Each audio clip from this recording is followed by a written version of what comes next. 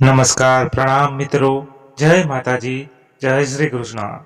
મિત્રો, જે કાલે વાર્તા અધૂરી રહી ગઈ હતી એનો બીજો એપિસોડ છે. તો પહેલો એપિસોડ ના સાંભળ્યો હોય તો ઉપર ખૂણામાં ટચ કરજો, એટલે પહેલો એપિસોડ સાંભળવા મળી જશે, એટલે બરાબર સમજી શકાય. તો ચાલો સાંભળીએ. હજુ તો પંકજ કંઈ સમજે તે પહેલા તો તે યુવાન ભૂમિને થપ્પડ લગાવી ચાલતો થઈ જાય છે. તે યુવાનને પંકજ બૂમ પાડી બોલાવતો રહે છે, એ યુવાન કોણ છે? તું આમ ક્યાં ભાગી જાય છે? ઘણી બૂમો પાડવા છતાં તે યુવાન પાછું વળીને ઊભો પણ રહેતો નથી. જાણે તેનું કામ પૂરું કરી ક્યાંય જવાની ઉતાવળ કરતો હોય તેમ તે ચાલતો જાય છે. આ જોઈને ભૂમિ પંકજને રોકે છે અને કહે છે, જવા દે પંકજ પ્લીઝ. ગાલ પર આંગળીના નિશાન પડેલ જોઈને પંકજ ભૂમિને પૂછે છે, તને વાગ્યું તો નથી ને? કોણ હતો એ યુવાન? તને થપ્પડ કેમ મારીને જતો રહ્યો? તું એ યુવાનને ઓળખે છે? તું અત્યારે ચાલ, આપણે ઘરે જવાનું મોડું થાય છે. પંકજના સવાલને નજરઅંદાજ કરીને ભૂમિએ સ્કૂટી સ્ટાર્ટ કરી. પહેલા પૂરી મને વાત કર, પછી આપણે નિરાતે ઘરે જઈશું.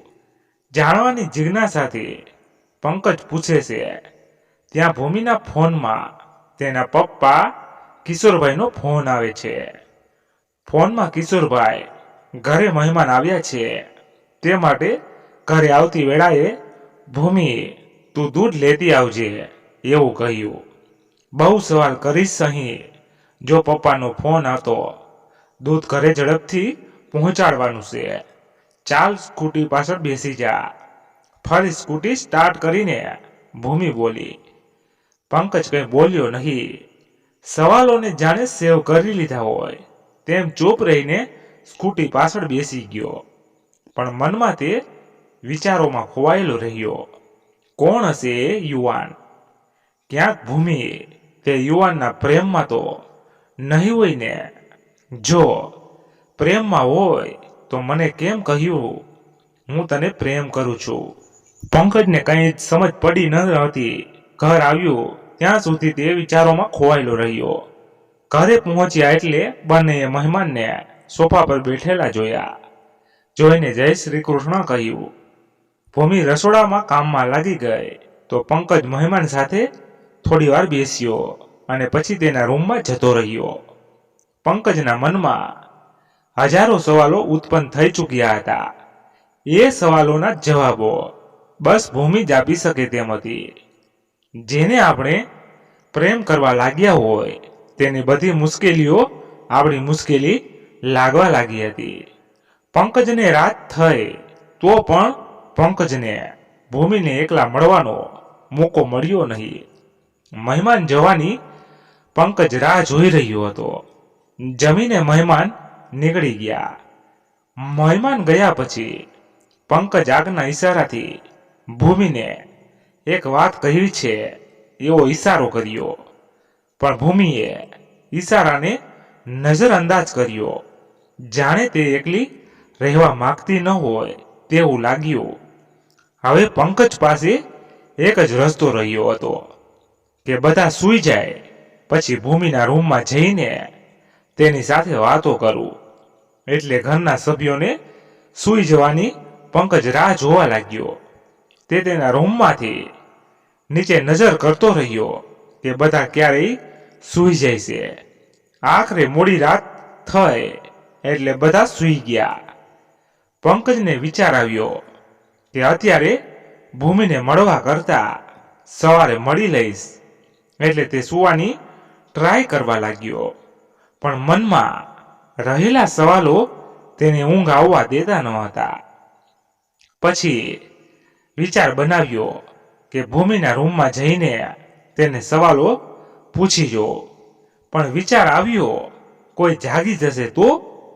પણ કોઈ જાગી જશે તે ડર કરતા તે સવાલો પંકજને માથું પકવી રહ્યા હતા. આખરે તે ભૂમિના રૂમ પાસે પહોંચ્યો ને દરવાજો ખખડાવવા લાગ્યો. ઘણા સમય સુધી ધીરે ધીરે દરવાજો ખખડાવતો રહ્યો, પણ ભૂમિ દરવાજો ખોલી રહી ન હતી. ઘણા સમય સુધી પંકજે ભૂમિના રૂમનો દરવાજો ખખડાવતો રહ્યો, પણ ભૂમિએ દરવાજો ખોલ્યો જ નહીં. એટલે પંકજ તેના રૂમમાં જઈને ભૂમિને મેસેજ કર્યો, હાય ભૂમિ, મારે અત્યારે તારી સાથે વાત કરવી છે. તું અહીં મારા રૂમમાં આવ, કે તું દરવાજો ખોલે તો હું તારા રૂમમાં આવું. મારે તારી સાથે જરૂરી વાત કરવી.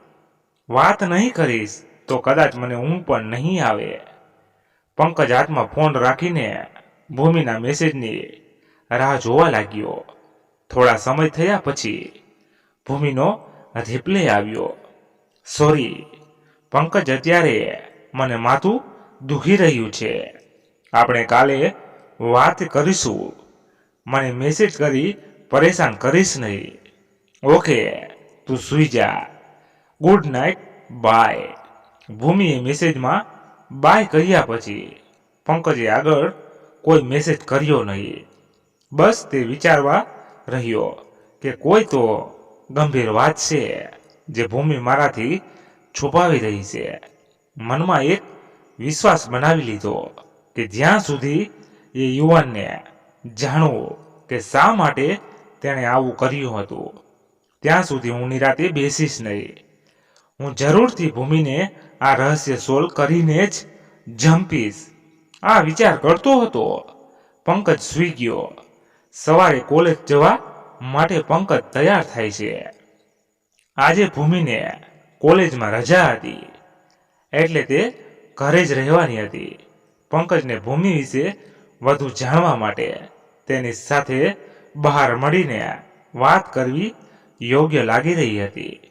એટલે ભૂમિની સાથે જવા માટે કિશોરભાઈને પંકજે કહ્યું, અંકલ, આજે મારે કોલેજ તરફથી એક પ્રોજેક્ટ બનાવવા માટે કહેવામાં આવ્યું છે. તે પ્રોજેક્ટ બનાવવા મારે અહીંથી દૂર એક કંપનીમાં જવાનું છે. તે કંપની મારાથી અજાણ છે. આપ કહો ને ભૂમિને, તે મને ત્યાં સુધી મૂકી જાય. કિશોરભાઈ હંમેશા ઈચ્છતા કે પંકજ સારી રીતે અભ્યાસ કરે અને સારી નોકરી કરવા લાગે.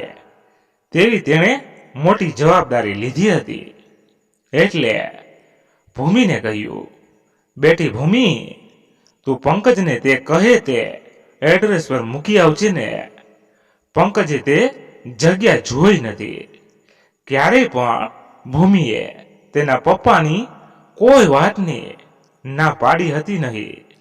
એટલે પપ્પાને રસોડામાં કામ કરતી કરતી ભૂમિ બોલી, પપ્પા, આજે મારે ઘરનું કામ છે. આપ તેને ત્યાં મૂકી આવજો ને. ભૂમિના આ જવાબથી પંકજનો ચહેરો ફિક્કો પડી ગયો. મનમાં વિચારવા લાગ્યો, જો કિશોરભાઈ આવશે તો હું ખોટો સાબિત થઈ જઈશ અને તેમને ખોટું લાગશે કે હું ખોટું કેમ બોલ્યો. પંકજ ભગવાનને પ્રાર્થના કરવા લાગ્યો, હે ભગવાન, મારું પહેલું જૂઠ પકડાઈ ન જાય તેનું ધ્યાન રાખજો. હું ભૂમિને ભલું કરવા માટે ખોટું બોલી રહ્યો છું.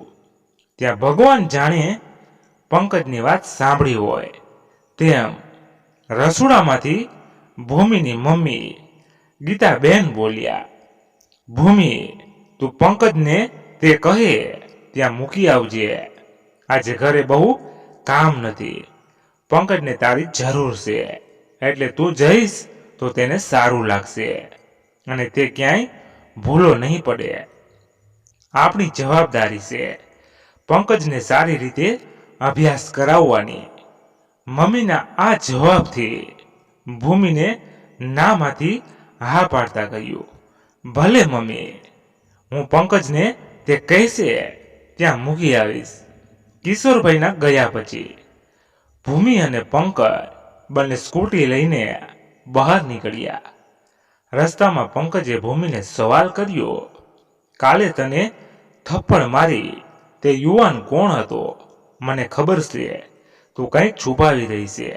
સ્કૂટી ઊભી રાખીને ભૂમિ બોલી, મને ખબર હતી તું આ જાણવા માટે જ મને તું સાથે લાવ્યો છે.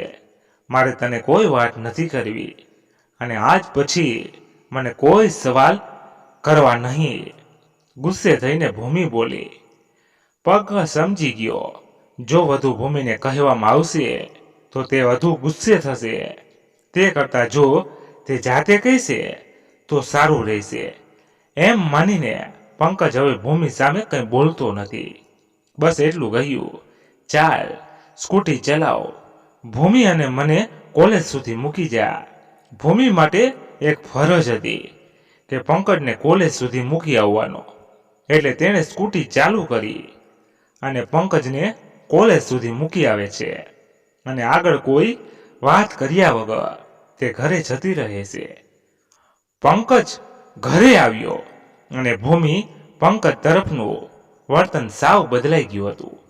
એટલે પંકજ સમજી જ ગયો કે ભૂમિ તેના જીવન વિશે કંઈ જ નહીં કહે. એટલે તેને તેના હાલ પર છોડી દેવી જોઈએ. તે તેના રૂમમાં જઈને વાંચન કરવા લાગ્યો. સાંજનું ભોજન બધા એક સાથે લઈ રહ્યા હતા. ત્યાં કિશોરભાઈએ ભૂમિ અને પંકજના ઉદાસ ચહેરા જોઈને એટલું તો કહ્યું, બેટા કોઈ સમસ્યા હોય તો કહી દેવી. હજુ તમારા દુઃખના હરનારા બેઠા છીએ. પણ કિશોરભાઈને કોણ સમજાવે કે આ દુઃખ તો અમારે સોલ્વ કરવાનું છે. જો તમને જાણ કરીશું તો તમને મોટો આઘાત લાગશે. મનમાં ભૂમિ બળબડી રહી હતી. કિશોરભાઈના સવાલને પંકજ તેમની સામે મીઠી સ્માઇલ કરીને જવાબ આપે છે, અંકલ આ તો અહીંનો અભ્યાસ થોડો કઠિન રહ્યો એટલે સમજવામાં મુશ્કેલ પડે એટલે નથી સમજાતો. અભ્યાસક્રમ તેને દુઃખ મને છે પણ ભૂમિ પણ મારી ચિંતામાં ઉદાસ છે. બેટા મહેનત કરો એટલે પરિણામ સારું જ આવે અને હંમેશા હિંમતથી કામ લેવાનું. આપવું કે ન આપવું તે ઉપરવાળાના હાથમાં છે એટલે તે ચિંતા કરવી નહીં.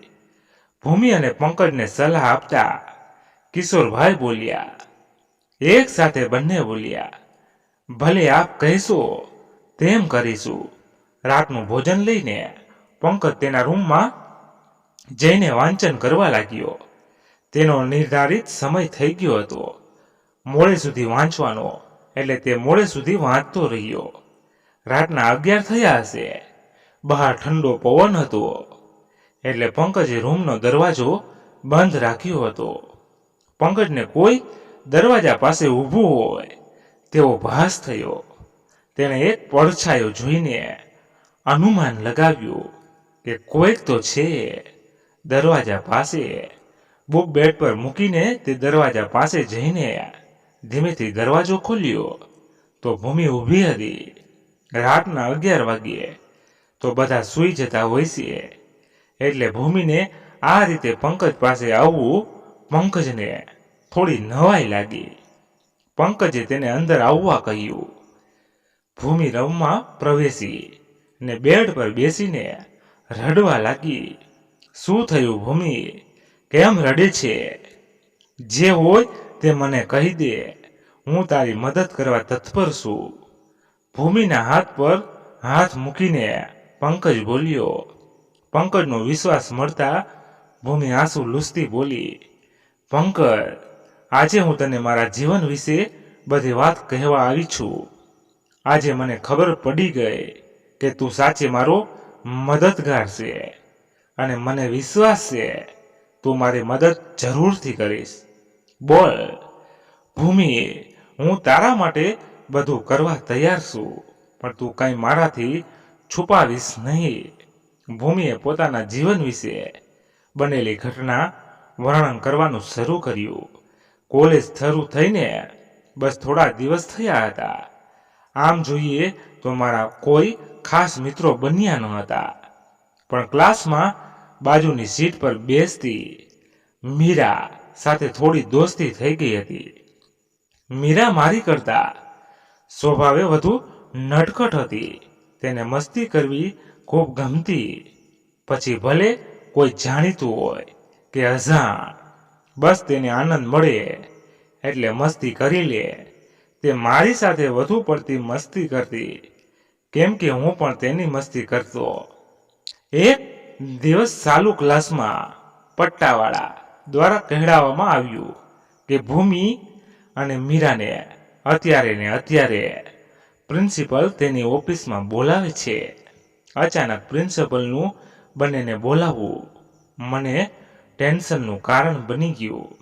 ભૂમિ અને મીરા બંને પ્રિન્સિપલની ઓફિસમાં જઈ પ્રિન્સિપલ સામે પ્રણામ કરી નમસ્તે હાથ જોડીને ઊભા રહે છે. પ્રિન્સિપલને થોડી મિનિટ પહેલા કોલેજનો એક વિદ્યાર્થીએ એક ફરિયાદ કરી હતી કે પહેલા વર્ષમાં અભ્યાસ કરતી ભૂમિ અને મીરા વધુ પડતી બીજા સ્ટુડન્ટ સાથે મસ્તી અને તેને પરેશાન કરે છે, જેનાથી બીજા સ્ટુડન્ટને તકલીફ થાય છે. આવી ફરિયાદ મળી હતી એટલે પ્રિન્સિપલે બંનેને વોર્નિંગ આપે છે. હવે પછી કોઈ સાથે મસ્તી કરી છે તો સજા ભોગવવા તૈયાર રહેજો. આટલું કહી પ્રિન્સિપલે બંનેને તેના ક્લાસમાં જવાનું કહ્યું.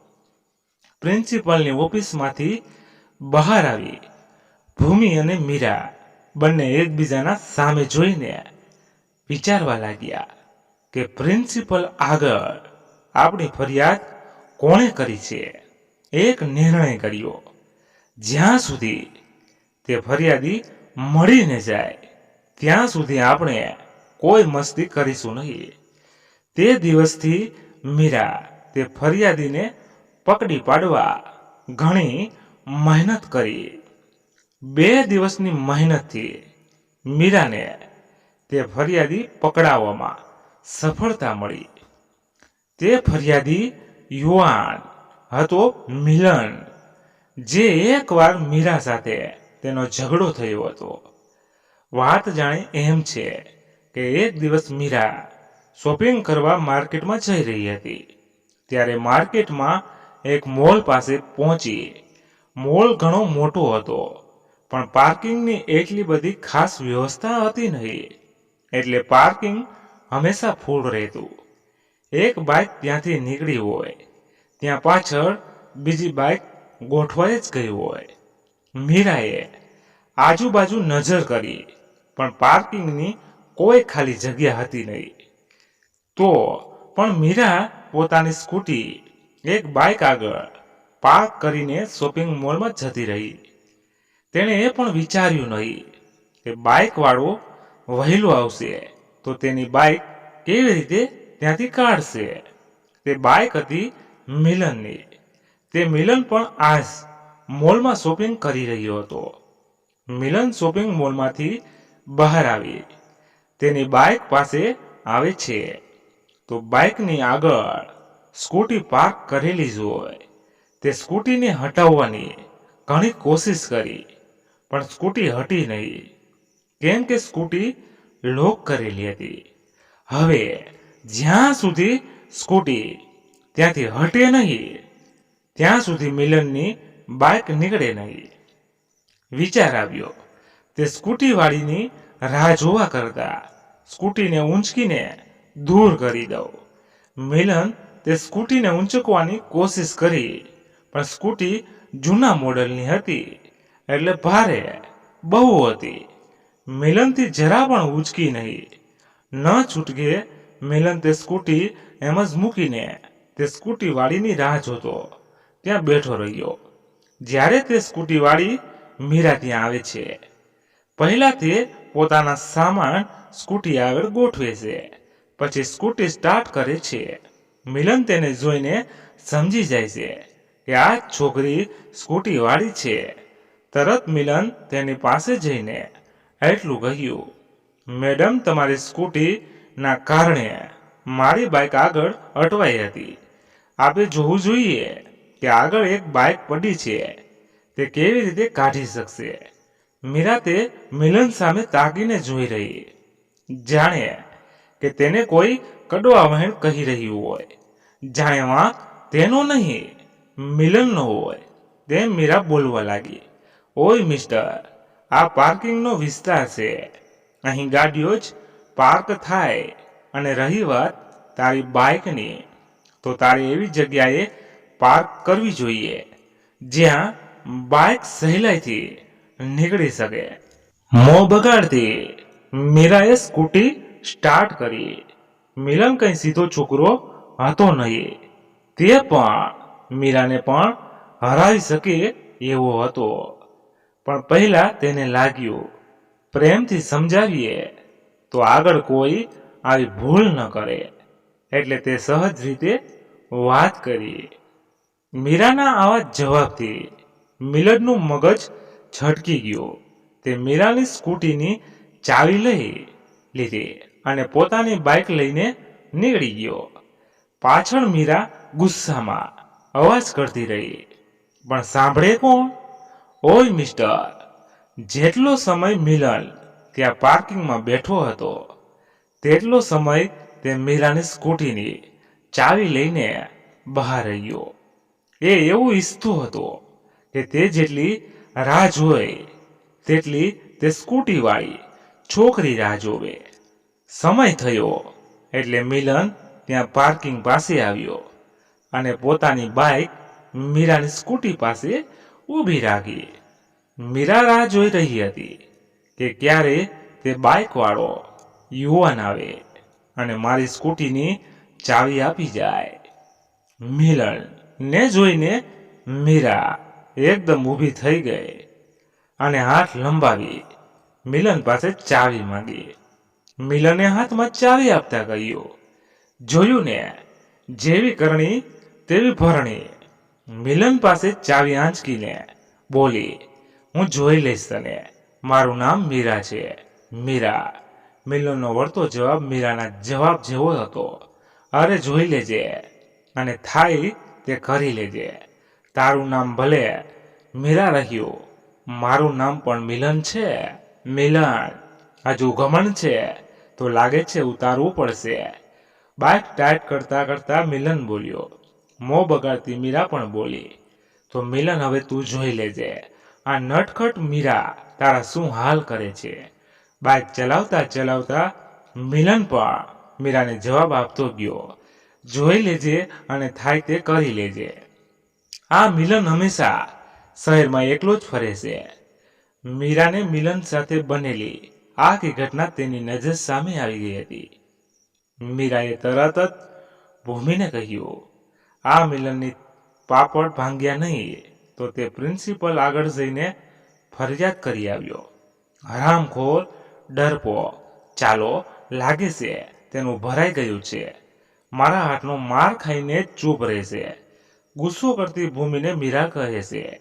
મીરા તેને ચૂપ કરાવે છે અને સલાહ આપે છે કે આપણે એકવાર મિલનને મળીને ધમકી આપી આવીએ, જેથી બીજી વાર આવી ભૂલ કરવાની હિંમત કરે નહીં, અને જો કરશે તો તેને જોઈ લેશું.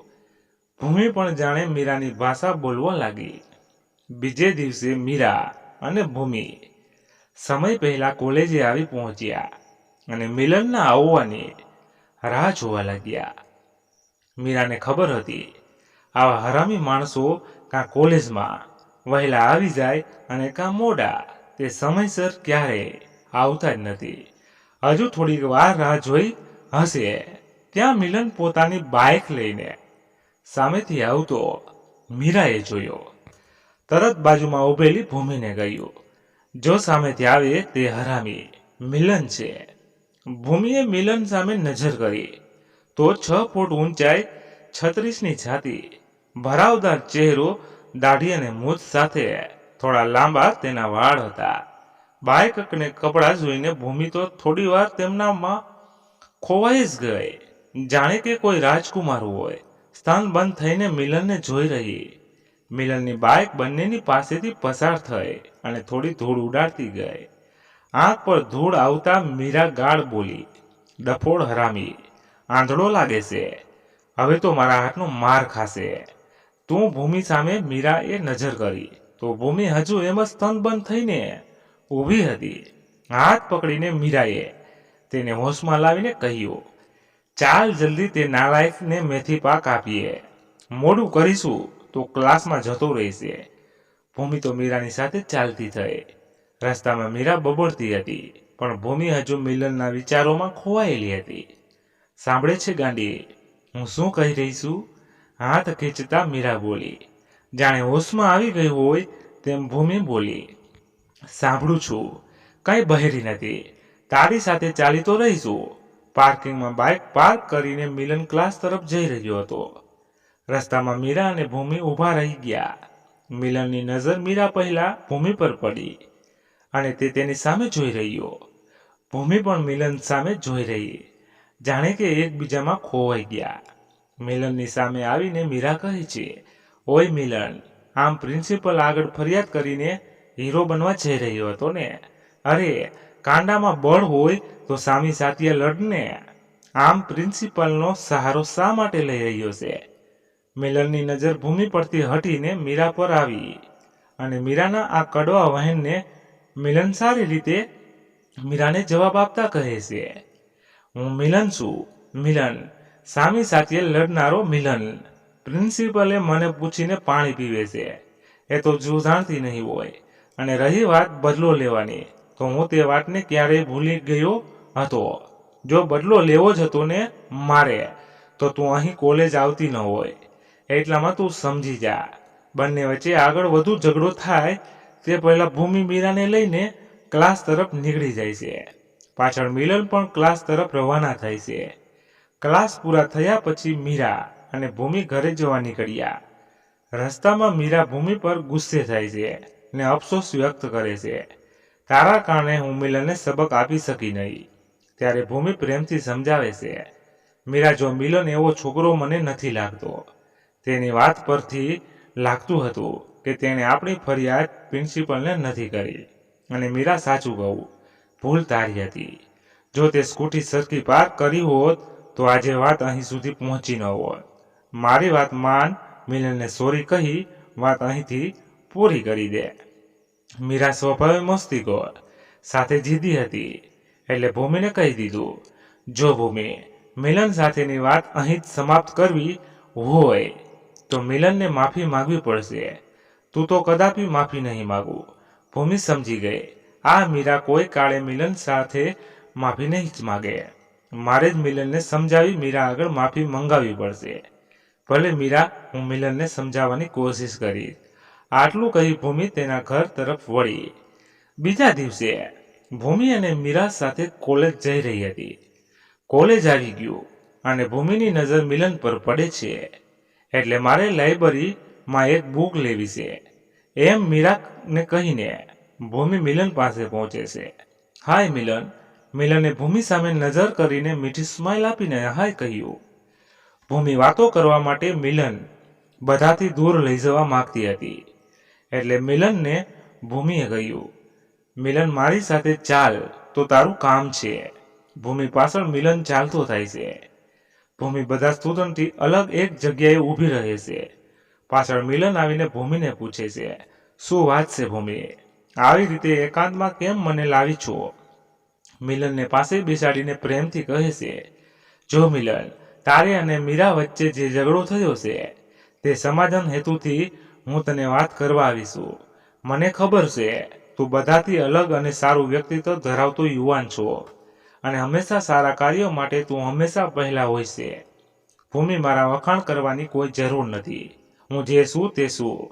તું મુદ્દા પર આવીશ કે હું ક્લાસમાં જાઉં? ચહેરા પર થોડો ગુસ્સો દેખાડતો મિલન બોલ્યો, મિલન, મારી ઈચ્છા છે મીરા અને તારી વચ્ચે થયેલ ઝઘડાનો અંત. તે માટે માફી માંગવી ખૂબ જરૂરી છે.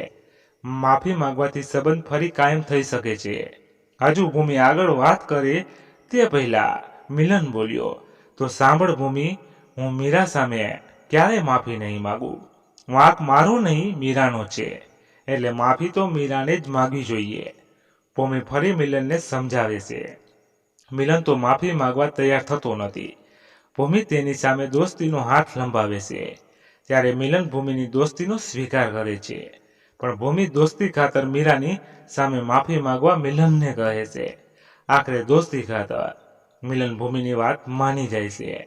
બીજા દિવસે જ્યારે ભૂમિ અને મીરા કોલેજમાં પ્રવેશ કરે છે ત્યારે દૂર ઊભેલો મિલન બંનેની તેની પાસે બોલાવે છે. મિલનને જોઈને મીરા નફરતની નજરે જુએ છે, પણ ભૂમિ સમજાવે છે કે મિલન માફી માંગવા તને બોલાવી રહ્યો છે. ચાલ આપણે તેની પાસે જઈએ. ભૂમિ અને મીરા બંને મિલન પાસે આવે છે. હજુ મિલન માફી માગે તે પહેલા મીરા કટાક્ષમાં બોલે છે, જોયું ભૂમિ, આખરે મારી જીત થઈને. મિલન મારી આગળ હારી ગયો ને. મન ફાવે તેમ કડવા વહેણ મીરા કહેવા લાગી. ભૂમિની દોસ્તી ખાતર મિલન કડવા વહેણ પણ પી જાય છે, પણ જ્યારે તેના માન સન્માન પર ગંભીર શબ્દોના ઘા પડે છે ત્યારે મિલનથી સહેવાતું નથી. તે મીરાને કહે છે, બસ હો મીરા, બહુ થયું. મિલનના કહેવાથી પણ મીરા ચૂપ રહેતી નથી. એટલે મિલન ગુસ્સે થઈને મીરાને ગાલ પર એક થપ્પડ લગાવી દેશે અને ત્યાંથી તે ક્લાસ તરફ નીકળી જાય છે, જ્યાં મીરા અને મિલન વચ્ચેની દોસ્તી થવા જઈ રહી હતી તે આજે દુશ્મનીના પરણવી ગઈ. ભૂમિની બધી મહેનત પર પાણી ફરી ગયું. ત્યાંથી મિલનના ગયા પછી ભૂમિ મીરાને કહે છે, મીરા, તારે આવું કરવું જોઈતું ન હતું. મિલન તારી આગળ માફી માંગવા આવ્યો હતો, તે તેને ન કહેવાનું કહી દીધું. દોસ્તીને ઠુકરાવીને તે દુશ્મનીની ધારણ કરી લીધી. મીરા ભૂલનો સ્વીકાર કરવાને બદલે ઉલટાની ભૂમિને પણ મીરા ધમકાવા લાગી. જો ભૂમિ, તું મારી ખાસ ફ્રેન્ડ છો અને મેં હંમેશા અત્યાર સુધી તારો પક્ષ લીધો છે, પણ આજે મિલનનો પક્ષ લઈને તું આપણી દોસ્તી પર તિરાડ પાડી દીધી છે. મને લાગે છે તું મને કરતા મિલન પર વધુ ભરોસો કરવા લાગી છે, એટલે આજથી તારી અને મારી દોસ્તી ખતમ. આટલું કહી ગુસ્સામાં ને ગુસ્સામાં પગ પછાડતી મીરા ત્યાંથી નીકળી ગઈ. ગુસ્સો કરીને જઈ રહેલી મીરાને ભૂમિ રોકીને કહે છે, મીરા, મારી કોઈ ભૂલ નથી. મેં તો વાતનું સમાધાન કરવાની કોશિશ કરી હતી, છતાં પણ તને મારી કોઈ ભૂલ લાગતી હોય તો હું તારી આગળ માફી માંગુ છું. હાથ જોડતી ભૂમિ મીરા સામે માફી માંગવા લાગી. મીરા, મને માફ કરી દે. માફી માંગવાની કોઈ જરૂર નથી ભૂમિ, અને માફી માંગીને તું તારો પક્ષ તો બદલી શકવાની નથી ને. તે આજે મારો પક્ષ લેવાને બદલે પેલા મિલનનો પક્ષ લઈને મોટી ભૂલ કરી બેસી છો. તું જાણતી નથી મિલન કેવો છોકરો છે. જ્યારે તને મિલન વિશે ખબર પડશે ત્યારે તને મારા શબ્દો તો યાદ આવશે ને. તને ખૂબ પસ્તાવો થશે, પણ ત્યારે હું નહીં, તારી સાથે મારી યાદો હશે. કટાક્ષ શબ્દો કહીને મીરા હવે ત્યાંથી નીકળી જાય છે. આ ઘટનાથી ભૂમિને બહુ દુઃખ થયું. તેને કરેલો આ પ્રયાસ તેની મોટી ભૂલ હોય તેવું લાગવા લાગ્યું. અંદર દુઃખી થઈને ભૂમિ ત્યાં બેસી રહી અને રડવા લાગી. તે જૂની દોસ્તની સાથે નવો દોસ્ત પણ ભૂમિ ખોઈ બેસી હતી.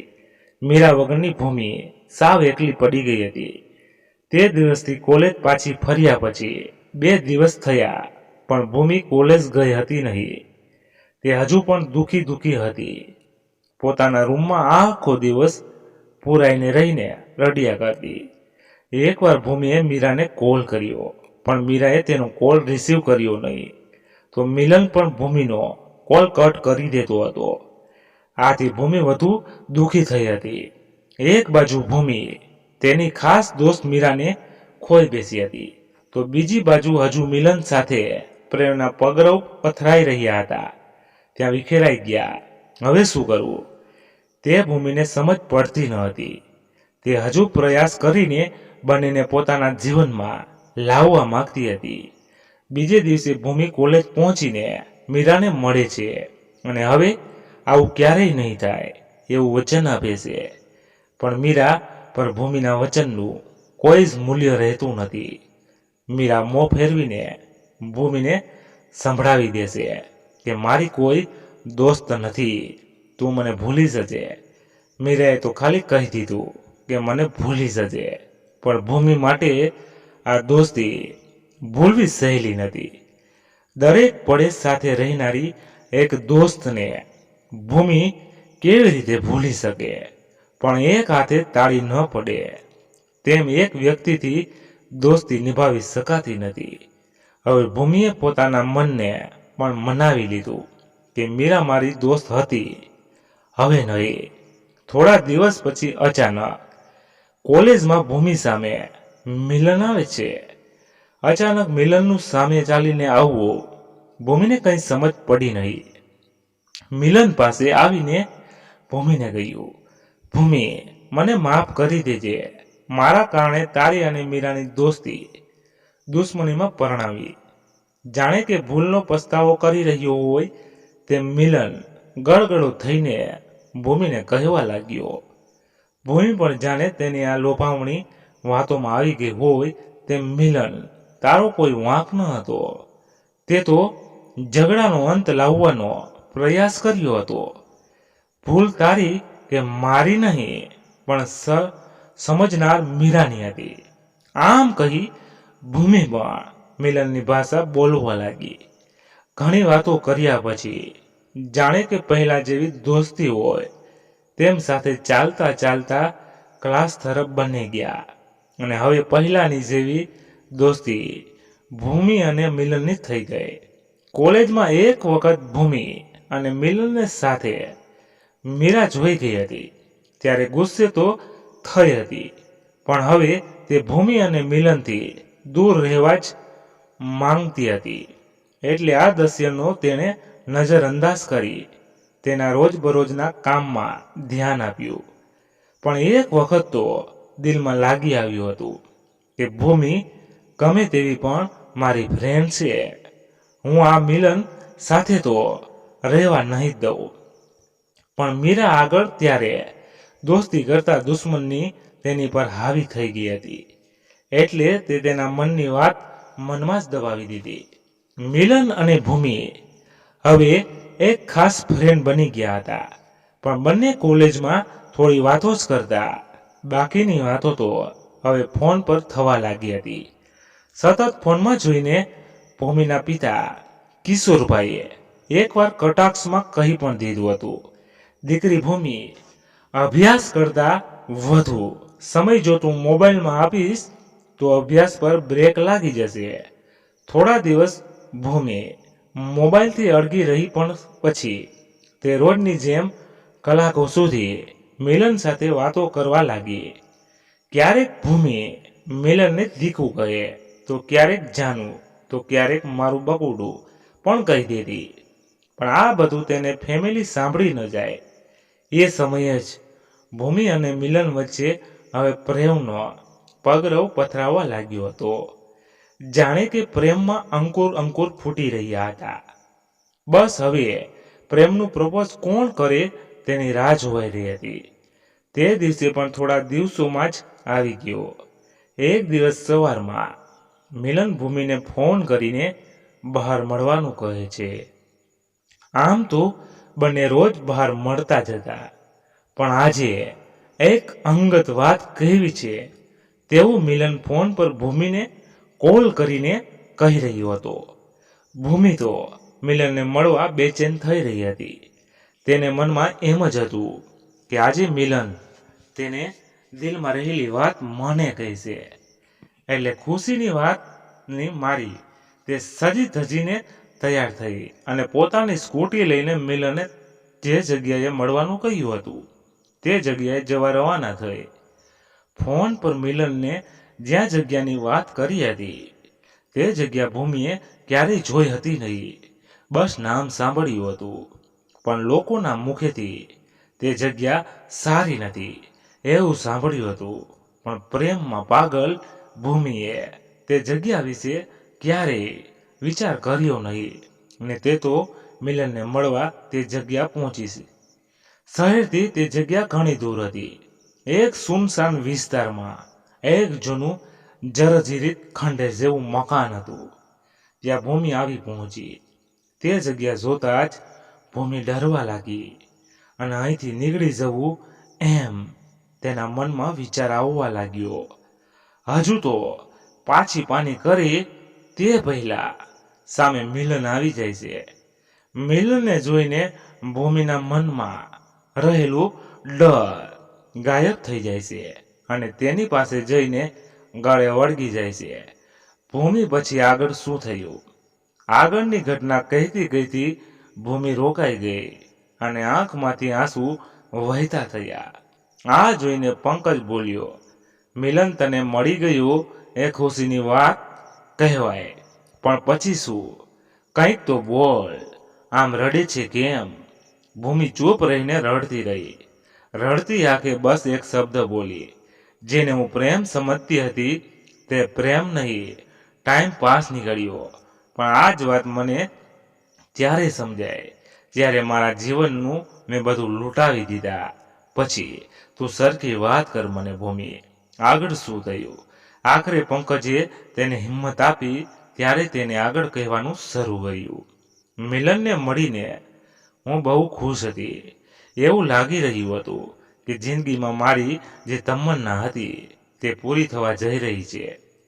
મિલનના આલિંગનમાં મને સુખનો અહેસાસ થઈ રહ્યો હતો.